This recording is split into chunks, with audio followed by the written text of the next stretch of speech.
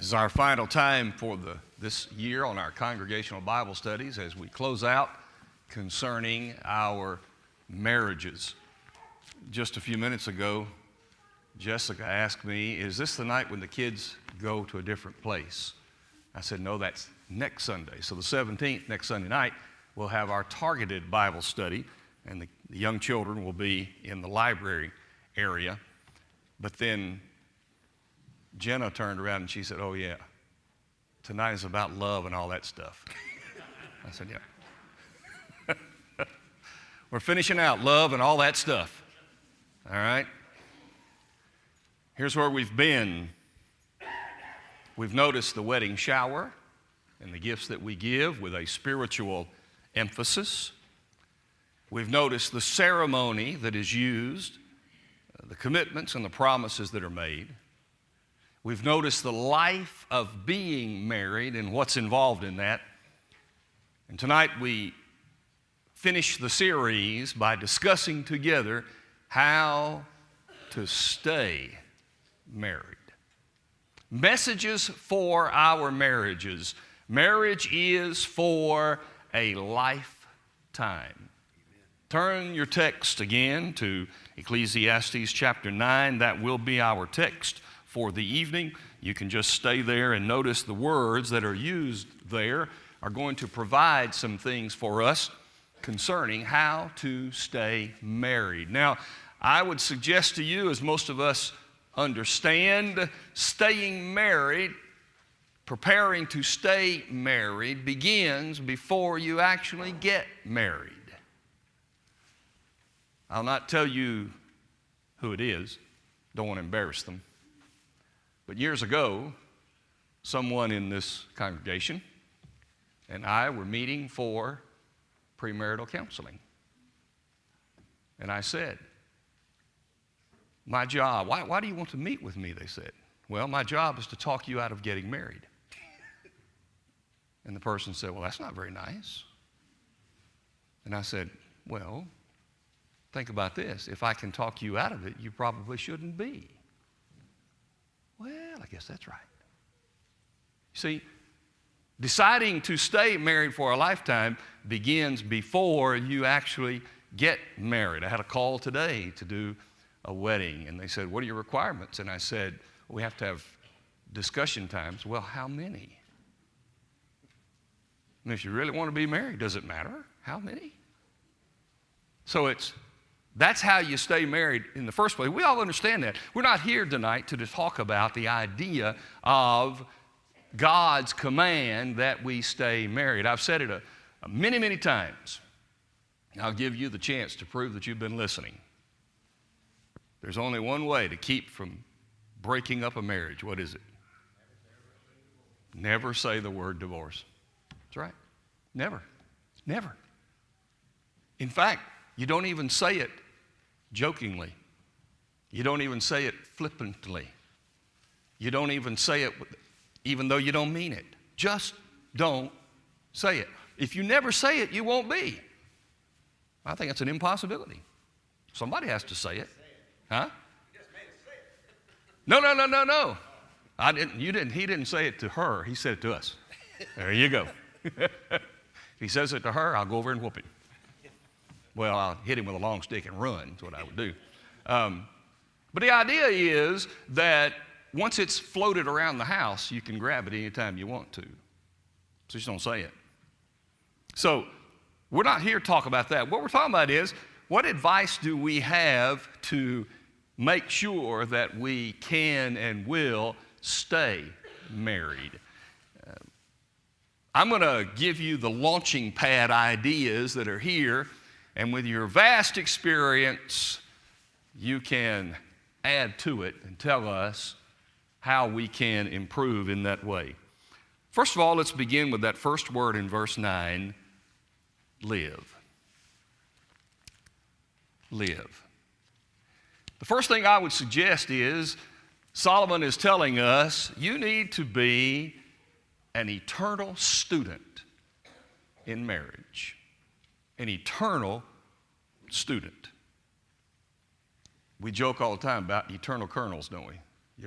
You know some eternal kernels. They just keep going to school. They never seem to be able to graduate. You never graduate in marriage. You keep learning.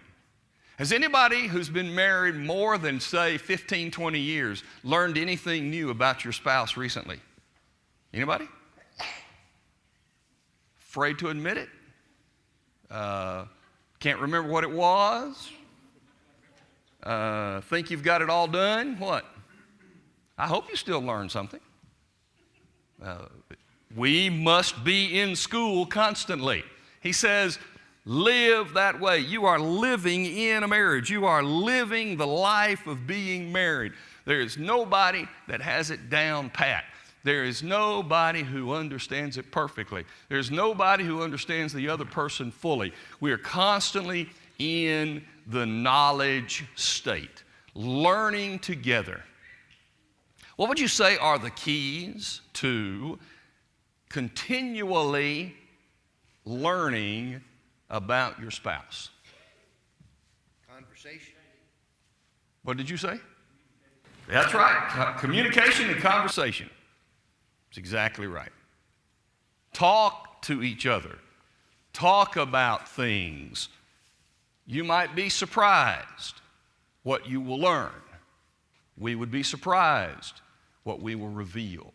That's important to be a full-time student. If you're going to be married forever, you need to be full-time student. What are the classes at most universities? Lifelong learning things? Is that what they call some of them? What are those designed to do? You know what I'm talking about?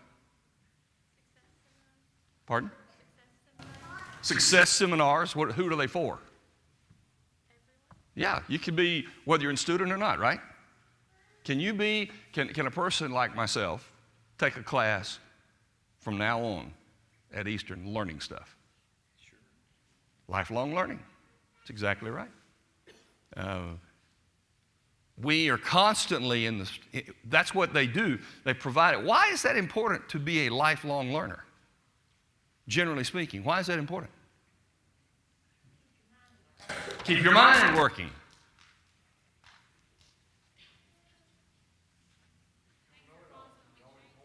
There's always more to learn. You don't know it all.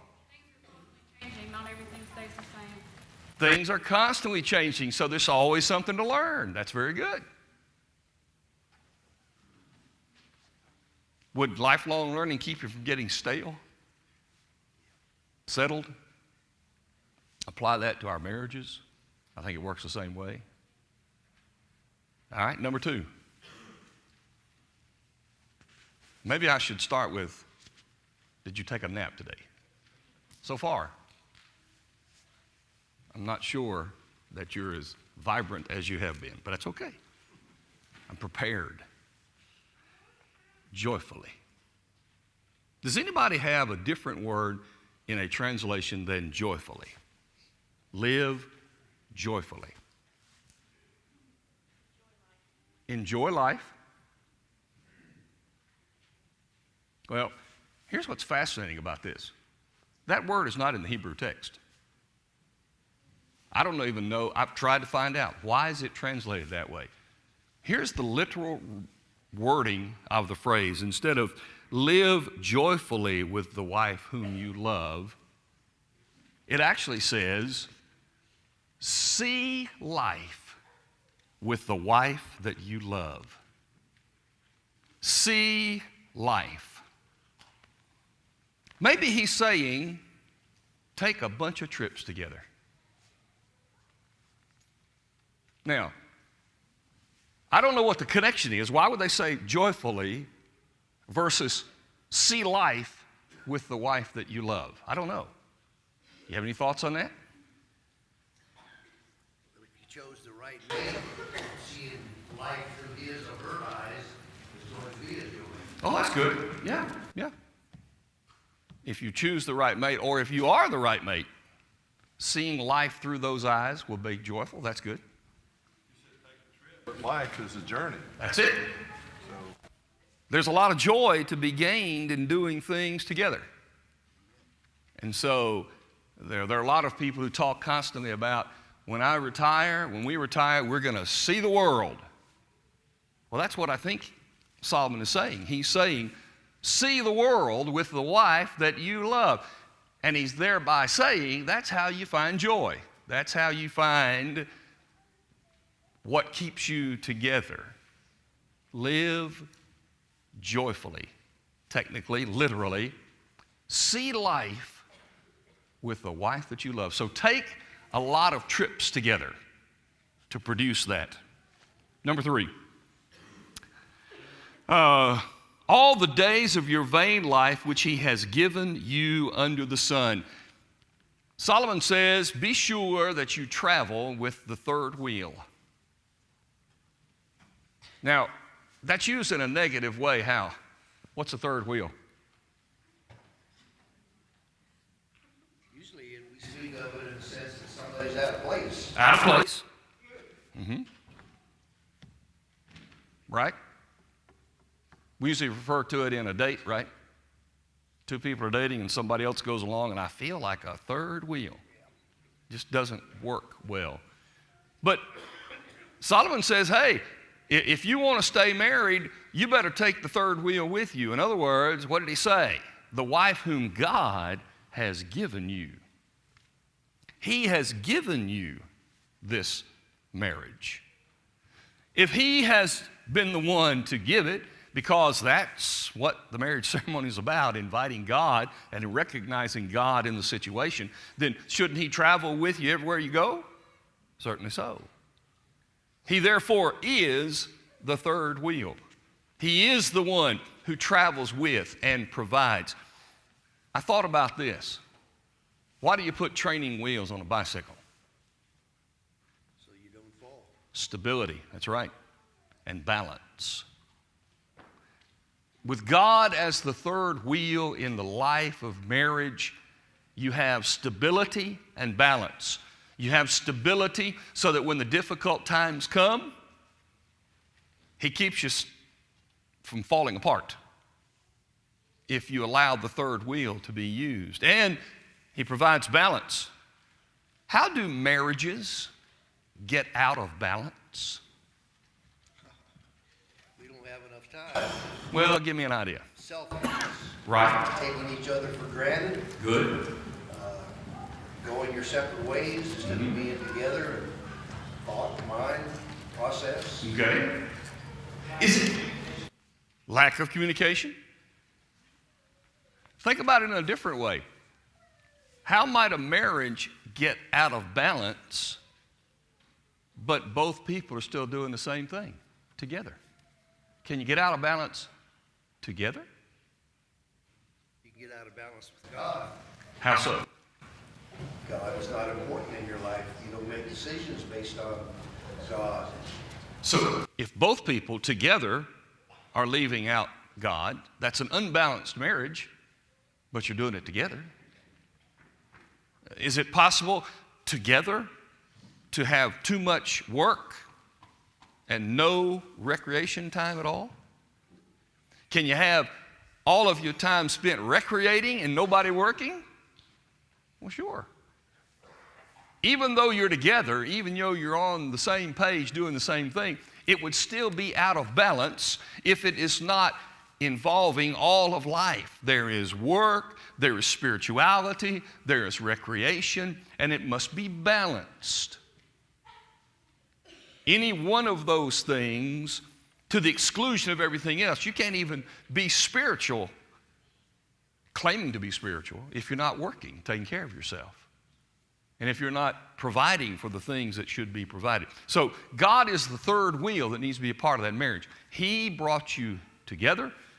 He united you in that situation. Therefore, he's saying, take me along everywhere you go. If you want to stay married, keep the third wheel handy. Okay? Okay, I'm totally amazed. Keep moving. All right.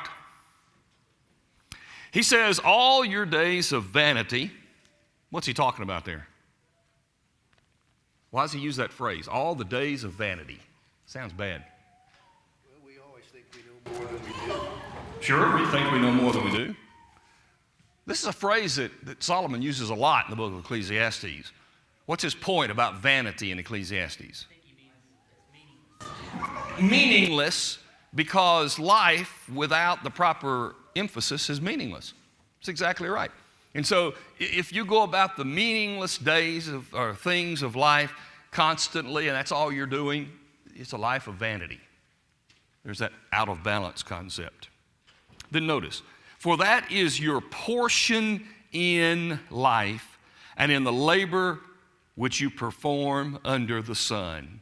A fourth thing I would say is, it is your portion, and your marriage needs to have a portion in your life.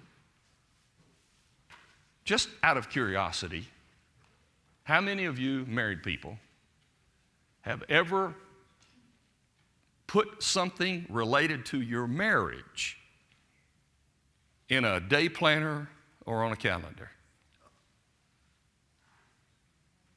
You plan it and you say, we're going to do this. And it's not about going to the store necessarily, or it's not about getting the car fixed.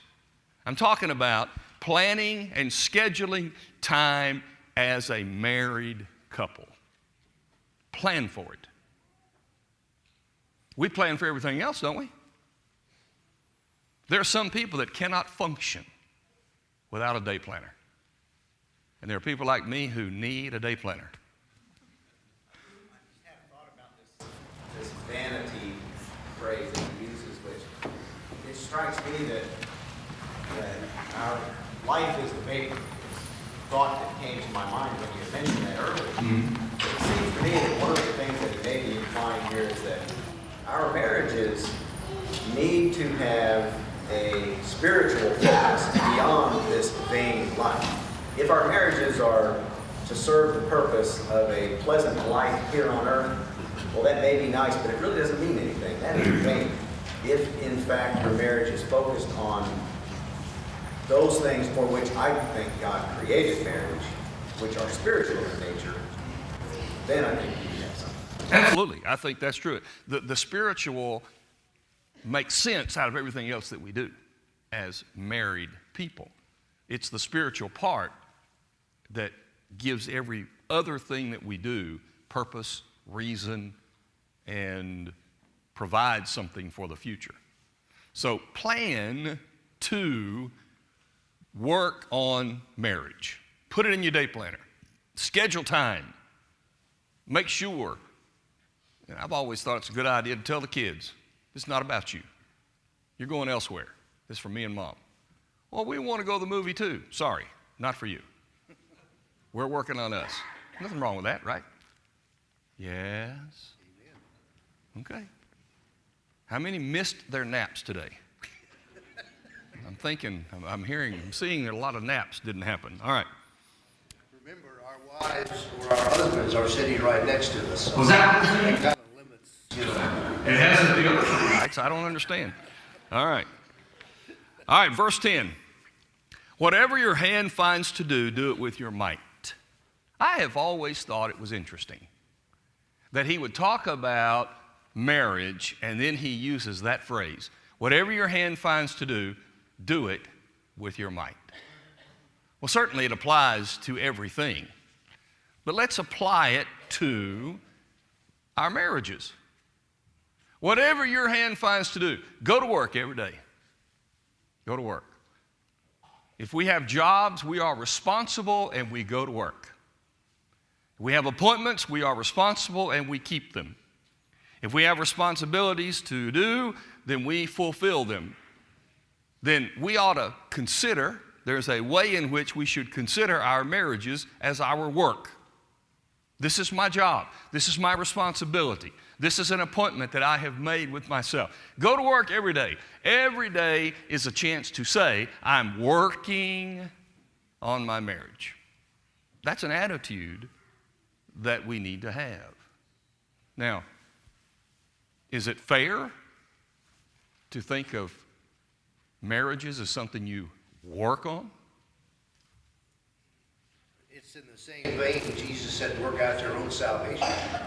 with fear and trembling. And I think it's in that vein that we work at. I think it's a good connection to Philippians 2 and verse 12. Work out your own salvation with fear and trembling. That's put it into practice is what he's saying.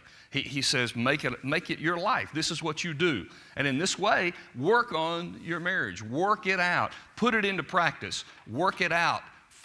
No marriage looks just like any other marriage, does it? We all have our own lives. We have our own way of doing things. We have what we have established and how we have come to be. And that's what he is saying, I think. He's including that. Work that way. Work on your marriage. And that's what's important because, obviously, that's the one that you are in. Okay? The final one. Look what he says at the end of that phrase. Do it with your might.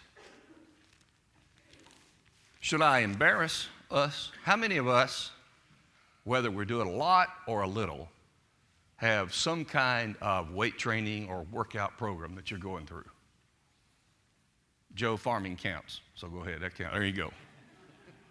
How many? Let's see. Okay. I'm not asking you if you're faithful to it. I'm saying you have some kind of plan. That's good. We need to have, life itself should have physically something that you're working on to stay healthy. I mean, we can't, health doesn't come by accident. It just, granted, I understand genetics plays a big role in health. I get that. But you can't just count on that. So we're working in those ways. We need to have a weight training program, an exercise program for our marriages. Notice what he says. Do it with your might. What does that mean? Give it your all.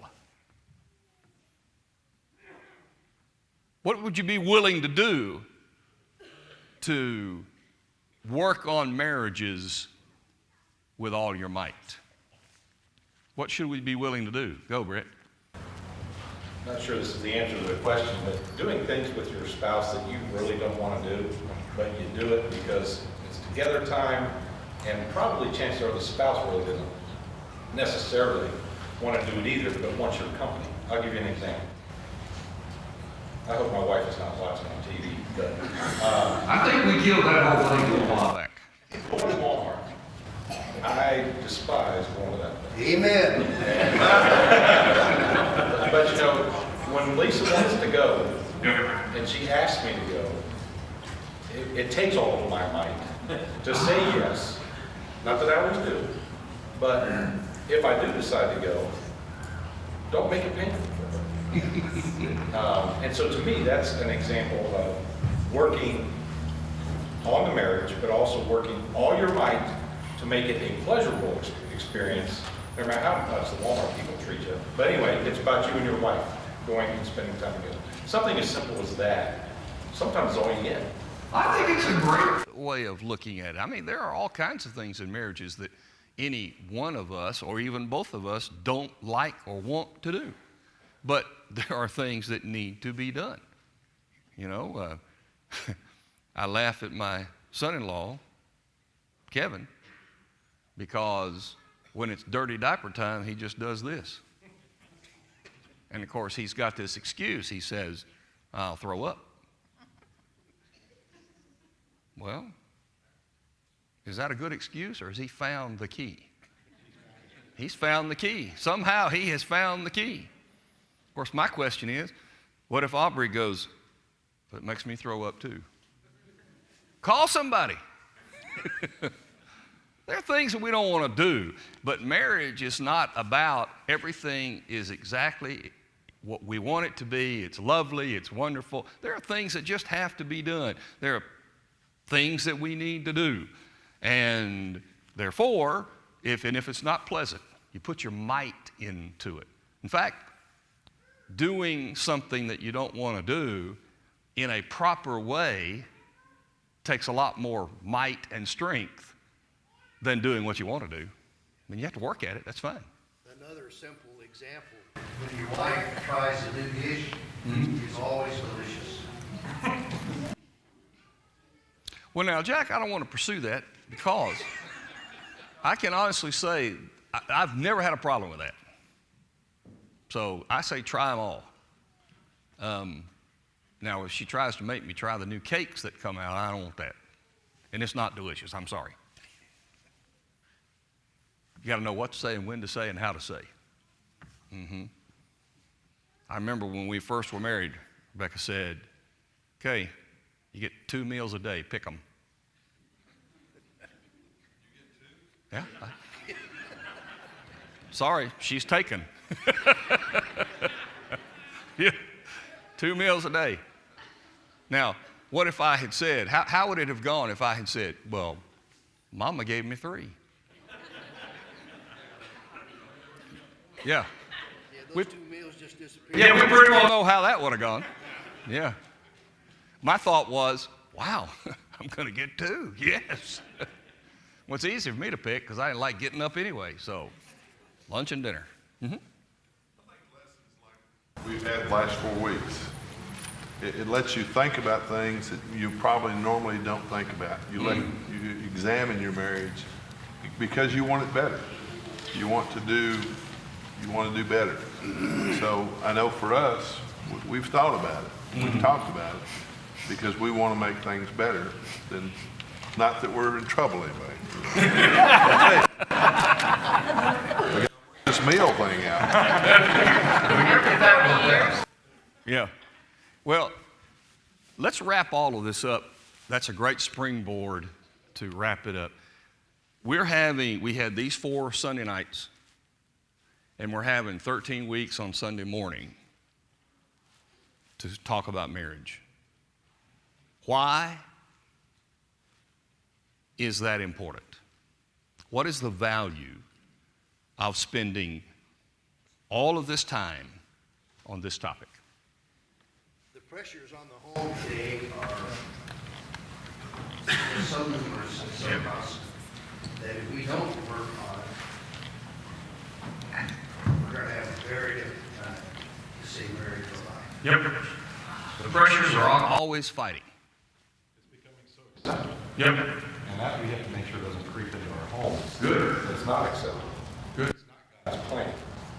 And God has a plan for that, and we try to make sure we abide by it. Okay. For me, transformational nature to people marrying one another and becoming that married couple, that effective married couple, is the pathway of heaven, it seems to me. That's really good. I mean, the connection that is made there to get both people to heaven, you can't even describe how important that is.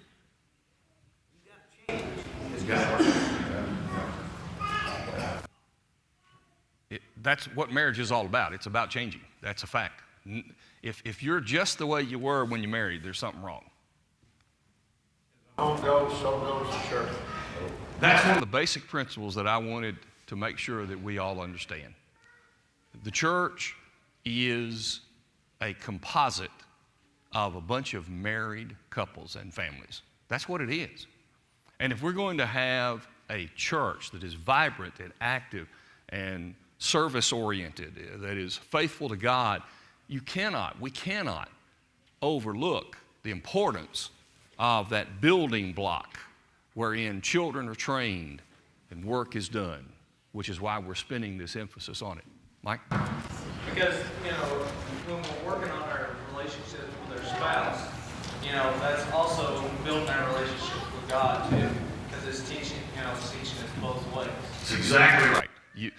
By doing this, we're actually honoring God and we're getting closer to being what God wants us to be spiritually. So I hope you've tied into this. I hope you understand what we're doing, and I think it is valuable, and I hope that it will be of help in the future, and especially not only to those of us who are married, but to those who are yet to be, to have some principles to go on.